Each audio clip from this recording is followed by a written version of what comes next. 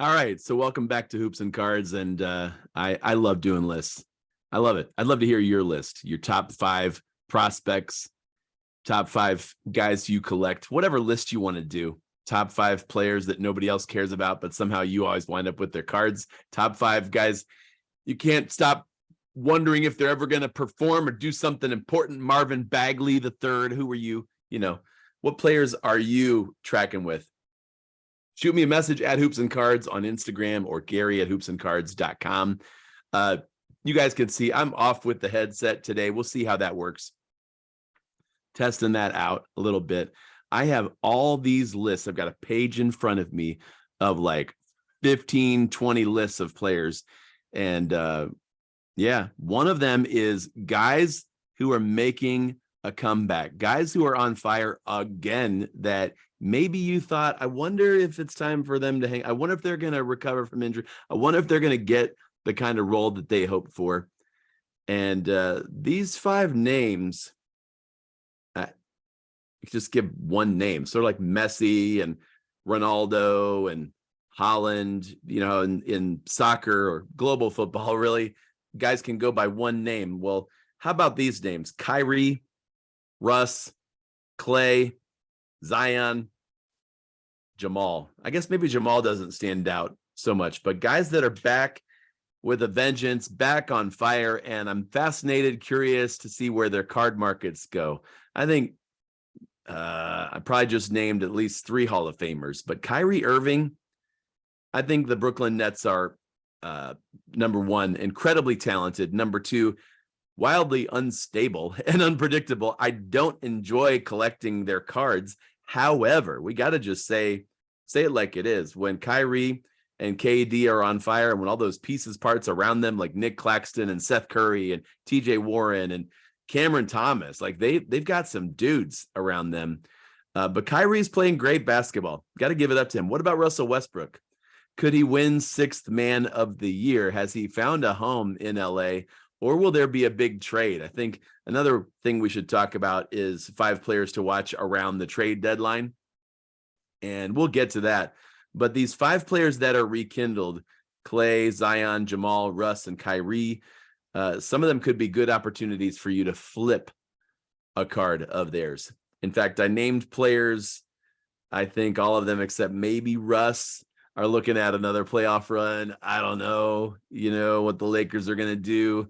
It's funny how every day there's a headline now about LeBron is asking for a trade. Lakers rumored to be going after Damian Lillard. Like, there's all these weird things. I'm like, how is that going to happen?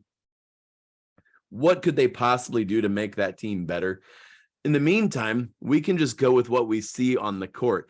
Jamal Murray is going to have some big moments down the stretch. Michael Porter Jr. even is playing healthy and knocking down a lot of threes.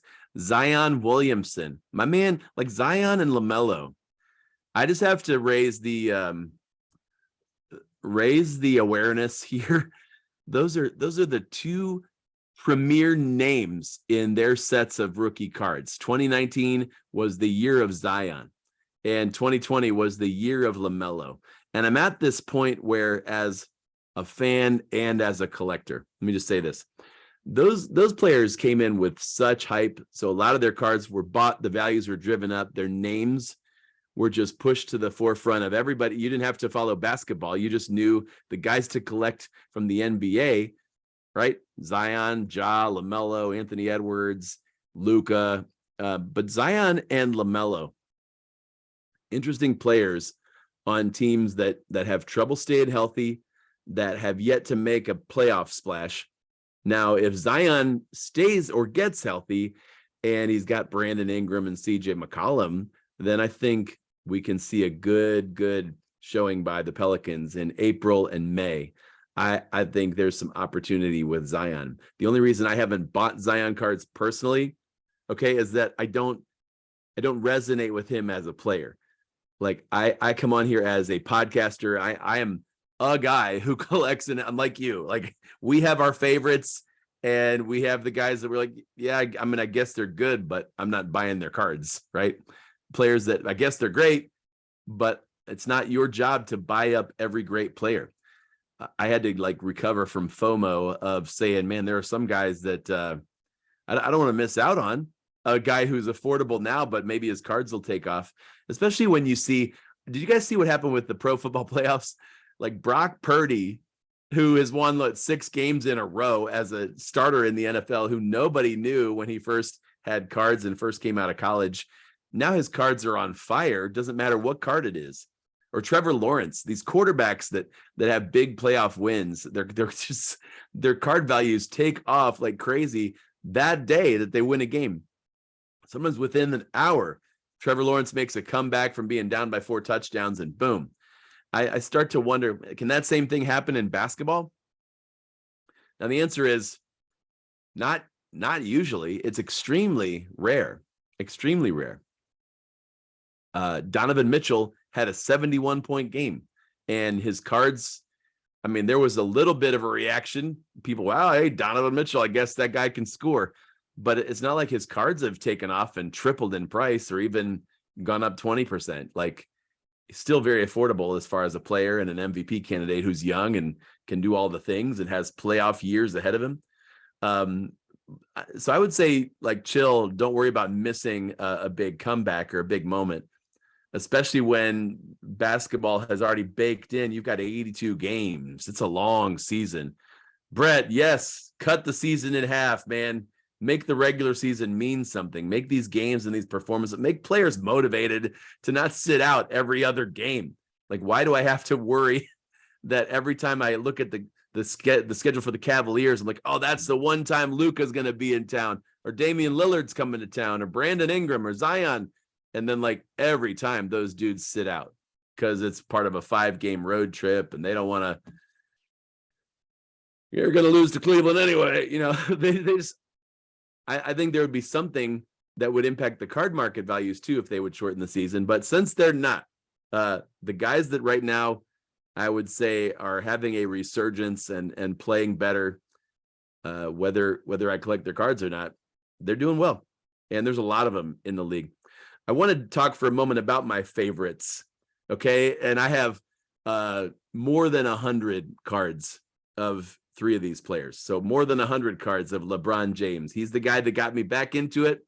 Lifelong fan here of the Cavaliers. This is a podcast from Akron. So we see not just the player and just the development of him since he was a high school freshman, you know, but a lot of people around here in our area have been blessed or gifted by the way he and his family give back to the community. So I enjoy LeBron James and following his career. But Darius Garland, same deal, except he's not from here. He just wound up here, and he's awesome. He's humble. He's hardworking. He scores. He shoots. He's max player at age 22. Love Darius Garland. Also have invested pretty heavily in him, maybe too heavily. So Darius, like, keep rocking. You know, get us a couple chips. That'd be sweet. 1 chip would be fine. Like, just do good stuff in May. That would be great, because there's some cards I did buy to resell of yours. So Darius Garland, another guy, no surprise to you, is, wait a minute. Oh yeah, I just put him as Reese. Tyrese Maxey. He is thrilled to watch. I love when players have fun on the court, and he's humble, he's hardworking, he's teachable, he can shoot the 3. He can come off the bench. He's been doing that a little bit lately because Philly has a good rotation with guys that gelled and play the complete game with DeAnthony Melton now. Some defense in Philly. Like, what's that? You know, they're doing well. All that to say, I enjoy collecting Tyrese Maxey, Desmond Bane, Sean Kemp, Giannis Antetokounmpo. I need to get a few more of his. Ja Morant, Michael Jordan, and Mark Price. Mark Price was that guy where, you know, you watch him and you look at it, that's just a 6 foot tall, you know, regular guy that I might see at a restaurant or something, and he's scoring 25 points a game, and he's dropping 3s over just about anybody in the NBA in the 90s. So as a local Cavalier fan, I love having Mark Price. I've got a couple of Mark Price autograph cards. One that he autographed in person for me. That was really sweet. Desmond Bane. I mentioned Ja Morant. I think where the overlap is for me between collector and investor. I see the best return or the best upside really with those two Memphis Grizzlies. I think Ja Morant and Desmond Bane are two of the very best investments in basketball cards today. And one of the things I'm learning, you guys, is yeah, it matters which player you buy. It really does. It really does. What have they done so far? What are they doing now? What could they do in the near future and long term that people don't realize? All the things that Luka could possibly do, Luka Doncic, are baked into his value already. I feel the same about Cade Cunningham, LaMelo Ball, and maybe Jalen Green a little bit. But some of these other players that they're already on playoff teams, but they don't have the huge names, and they didn't have the huge hype when they came into the league, and their cards weren't ripped out of hobby boxes and sent to PSA immediately. I'm talking about Desmond Bane. I'm talking about Anthony Simons, and I'm talking about Tyrese Maxey, who just came back from injury. So my favorite players, for some, there's an overlap between, hey, guys I've always enjoyed watching and following as their careers advance, but also players that I've said early on, I like that guy's game. I think he's got potential. And so if you've got guys like that you're looking at right now, in fact, I should just go with the 5 prospects. The 5 prospects or the we got next guys. Wait a minute. Yeah, let's do the prospects. I'm just going to do Western Conference prospects right now because I've got a list of 5 names. Is it 5? 5 guys. Hey, it is 5 guys that I'm just saying, you'll be glad you listened to the end of this episode to hear these 5 names. They're guys that are already getting lots of minutes, trust, big shots. And if you listen to the local podcasts for Denver and Houston and Nolans and Portland, you hear a lot about these players because they get the thrill of watching them night after night after night. And so I have my eye on these cards for investing, these players. In fact, every one of them, except for, well, I guess the guy whose cards aren't out yet. Unless you count NBA hoops, and I don't.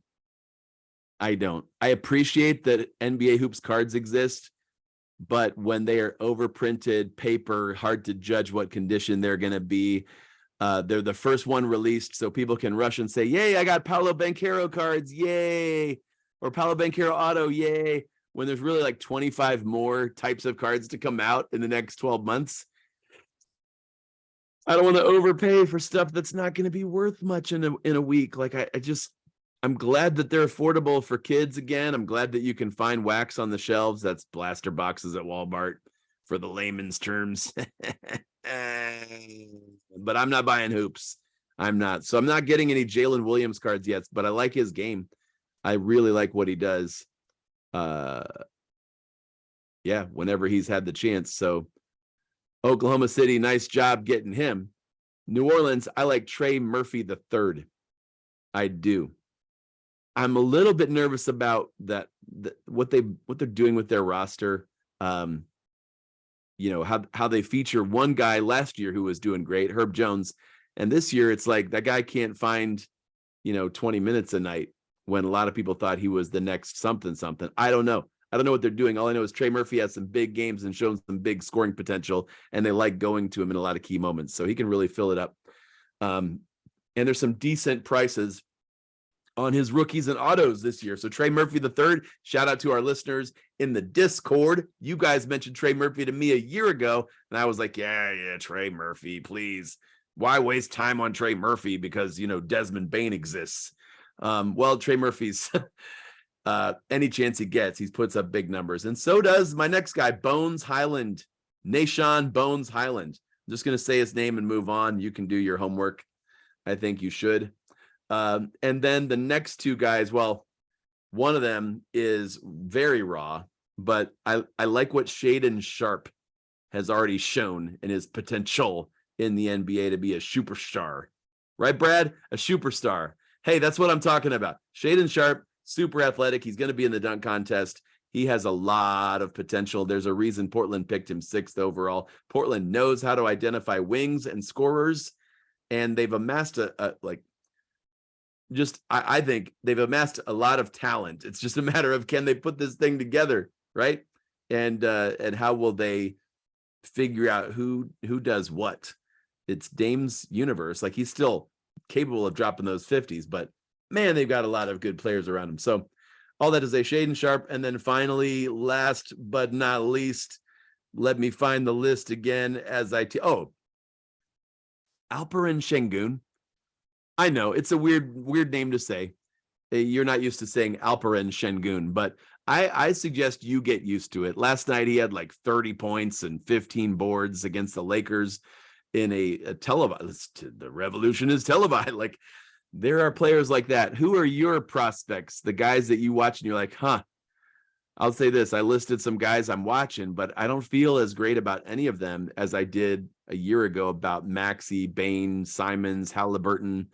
I just don't know yet. I think Emmanuel Quickley is a fantastic player, but I can't say I've locked in on one, and I don't know if I need to. Maybe you've already locked in on one and you're like, dude, I'm glad he didn't mention my guy. Yeah, it's our secret, right? But I would love to hear who you're watching.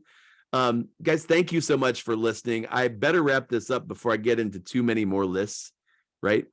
My tendency is to just talk on and on about cards. Had a great time at the Hartville Card Show this past week. I'll say more about that in our next episode. But guys, thank you so much for listening. This has been Gary, part of the Basketball Forever Podcast Network. Check us out, but follow us, like us, share us on Instagram at Hoops and Cards.